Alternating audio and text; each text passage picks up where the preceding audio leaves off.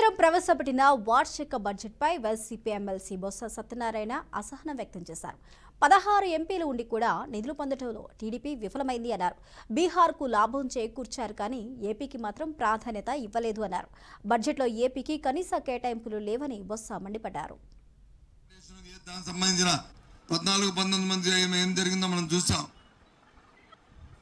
ఏదైతే రాష్ట్రానికి రావాల్సిన ప్రత్యేక వాదాన్ని ప్రత్యేక ప్యాకేజ్ కింద మార్చడం, అప్పుడున్న ఈ పోలవరానికి రావాల్సిన ఏదైతే రిహాబిలిటేషన్ దానికి సంబంధించిన అంశాల్లోనూ తెలుగుదేశం పార్టీ ఏ విధమైన విధానాలు తీసుకుందో దాని నుంచి గత 5 సంవత్సరాలుగా ఎంత ఇబ్బంది పడి దాన్ని మళ్ళీ సస్టైన్ చేయడానికి ప్రయత్నాలు చేసిందో మా ప్రభుత్వం అందరికి తెలుసు.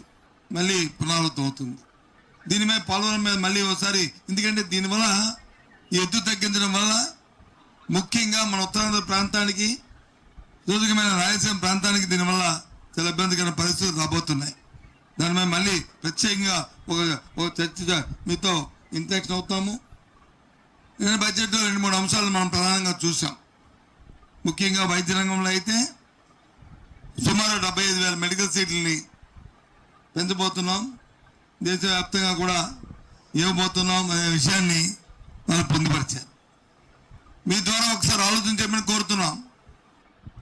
ఈ ప్రభుత్వం వచ్చిన కొత్తగా వెళ్ళి గత సంవత్సరంలో రావాల్సింది సాక్షాత్ ప్రభుత్వమే మీరు వచ్చి సీట్లని మా కేటాయింపు పక్కర్లేదని చెప్పి లేఖ రాసిన విషయం వాస్తవంగా అందరికీ తెలిసిన విషయమే.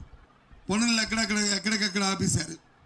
ఎందుకంటే పిపిపి మోడల్లో తీసుకొస్తాం, ప్రైవేటు పబ్లిక్ పార్ట్నర్షిప్ మోడల్లో తీసుకొస్తామన్నారు.